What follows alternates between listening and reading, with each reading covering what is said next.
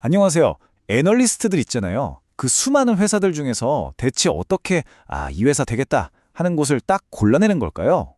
그 사람들만의 일종의 비밀 노트 같은 플레이북이 있다는 거죠. 자, 오늘 그 성장 공식을 한번 제대로 파헤쳐 보겠습니다. 자, 그럼 이런 질문부터 던져볼게요.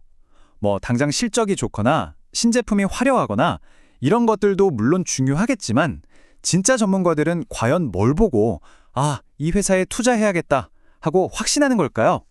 정답은 의외로 간단합니다. 그건 바로 성장 스토리입니다. 얼마나 설득력 있는 미래를 이야기하느냐 이거죠. 그러니까 지금 당장 돈을 얼마나 버느냐 이 숫자 너머에 있는 거예요. 이 회사가 앞으로 어떤 그림을 그려나갈 건지 그 청사진을 보는 거죠. 그래서 애널리스트를 딱 꽂히는 가장 대표적인 성장 스토리 4가지가 있거든요. 지금부터 하나씩 까보겠습니다. 자, 그럼 바로 첫 번째 플레이부터 시작해볼까요? 이건 바로 거인에게 베팅하기입니다. 말 그대로 시장의 절대 강자, 그 거인의 어깨에 올라타서 운명을 같이 하는 전략인데요.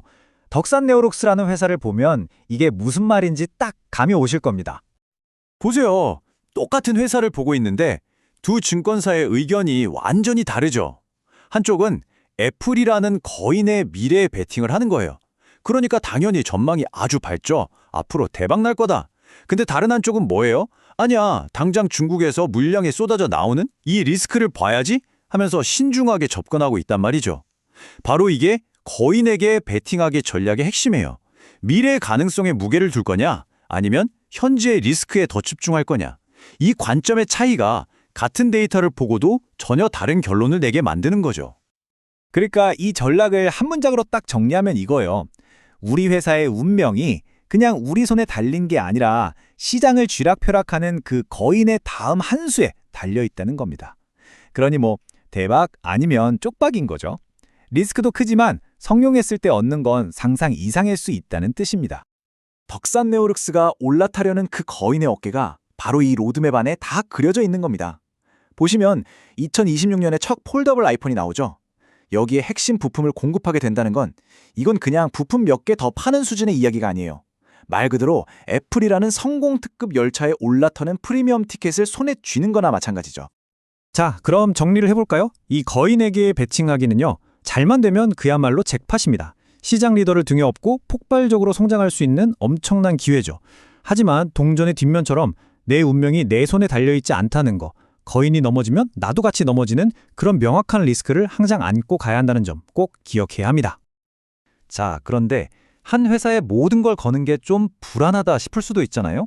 그렇다면 아예 판 자체, 그러니까 산업 전체를 뒤흔드는 거대한 파도에 올라타는 방법도 있습니다. 이게 바로 두 번째 플레이, 거대한 파도에 올라타기입니다. 일진전기라는 회사를 보면 이게 어떤 건지 아주 제대로 알 수 있습니다. 플러스 70.2%. 와, 엄청난 숫자죠? 이게 뭘 의미할까요? 이게 바로 어떤 증권사가 일진전개의 목표 주가를 딱 하루 만에 이만큼이나 올려버린 수치입니다. 아니 도대체 하룻밤 사이에 무슨 일이 있었길래 이렇게까지 평가가 달라진 걸까요? 그 이유는 바로 이거졌습니다. 한 애널리스트가 깨달은 거죠. 지금 전 세계에서 낡은 전력망을 바꾸고 있는 이 움직임이 이게 그냥 반짝하고 끝날 유행이 아니구나. 앞으로 몇 년, 어쩌면 몇십 년은 갈 수 있는 거대한 슈퍼사이클의 시작이구나 하고 말이죠. 그리고 일진전기라는 회사가 바로 그 거대한 파도의 한가운데 딱 서핑하기 좋은 그 지점에 있었던 겁니다. 자, 일진전기가 이 파도를 얼마나 잘 타고 있는지 한번 보세요. 영업이익이 140% 넘게 늘었죠? 곧 돌아갈 새 공장에서는 4천억 원이나 되는 매출이 더 나올 거라고 하죠. 심지어 그동안 수익이 잘 안 나서 애물단지 취급받던 전선 부문까지 수익성이 확 좋아졌습니다. 이게 바로 파도의 힘이라는 겁니다. 한번 타기 시작하면 회사의 모든 부분이 마치 한 몸처럼 같은 방향으로 쭉쭉 밀고 나가는 거죠. 자, 이제 세 번째 플레이로 넘어가 볼 텐데요. 이건 앞선 두 개보다 훨씬 더 드라마틱합니다. 바로 과감한 피벗, 즉 방향 전환인데요.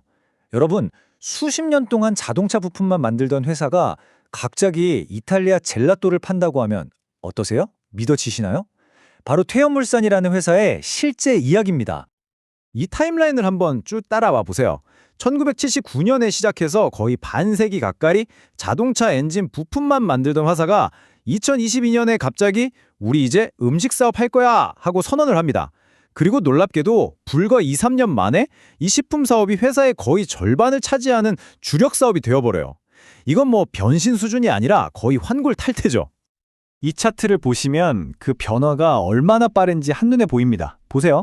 2023년만 해도 자동차 부품이 80%가 넘었는데 2년도 안 돼서 식품 사업이랑 거의 반반이 됐어요.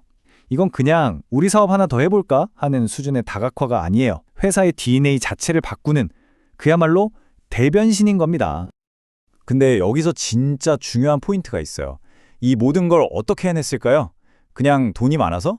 그게 아니고요. 태원물산은 기존에 가지고 있던 자산을 과감하게 팔아서 그 돈으로 이 새로운 사업에 올인한 겁니다. 그러니까 점점 힘이 빠지는 과거의 사업을 정리하고 거기서 나온 힘으로 완전히 새로운 미래를 연 거죠. 이게 바로 완벽한 의미의 재창조 아니겠습니까? 자, 방금 전까지는 회사 내부를 완전히 바꾸는 피벗 전략을 봤잖아요. 이번에는 시선을 밖으로 돌려서 회사를 둘러싼 이 세 개의 판 자체를, 그러니까 글로벌 공급망의 지도를 새로 그리는 전략을 볼 겁니다. 마지막 네 번째 플레이, 지도 새로 그리기. 한세실업의 케이스를 보면 바로 이해가 되실 겁니다. 이 전략의 핵심 키워드는 바로 니어쇼링입니다. 어렵게 들리지만 사실 간단해요. 생산 공장을 아주 먼 나라가 아니라 우리 물건을 사주는 가장 큰 시장 바로 옆으로 옮기는 거죠. 이렇게 하면 뭐가 좋을까요? 당연히 물건 만드는데 차질이 생길 위험도 줄고 배송 시간도 확 단축되겠죠.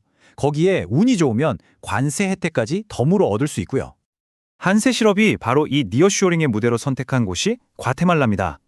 목표는 아주 명확해요. 가장 큰 손님인 미국 바이어들이 원하는 미국 바로 옆에 있는 생산기지를 만들어주는 겁니다. 그래서 어떻게 하느냐? 그냥 공장만 짓는 게 아니라 실 뽑는 것부터 옷을 완성하는 것까지 모든 걸 한 곳에서 다 해치우는 수직 기어라 시스템을 만들고 있어요. 특히 요즘 잘 나가는 합성 섬유 쪽에 집중해서 확실한 경쟁 우위를 차지하겠다는 계산이죠.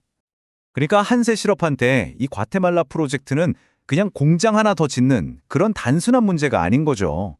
요즘처럼 국제 정세가 불안하고 경제 환경이 계속 바뀌는 시대에 아예 우리한테 유리하게끔 새로운 무역 지도를 그려버리는 아주 고차원적인 전략적 한 수라고 봐야 합니다.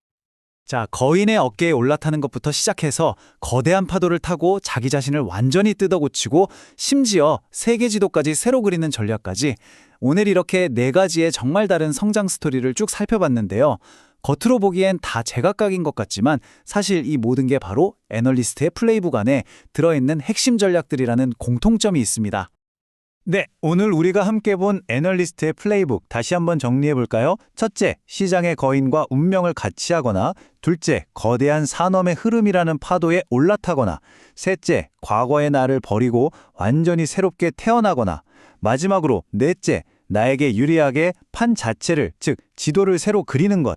이 네 가지가 바로 기업들이 미래를 만들어가는 가장 강력하고 또 가장 설득력 있는 성장 스토리들인 셈입니다. 이제부터 여러분이 어떤 회사에 대한 뉴스를 보거나 이야기를 들을 때 한번 이렇게 질문을 던져보시면 어떨까요? 이 회사는 지금 어떤 플레이를 하고 있는 거지?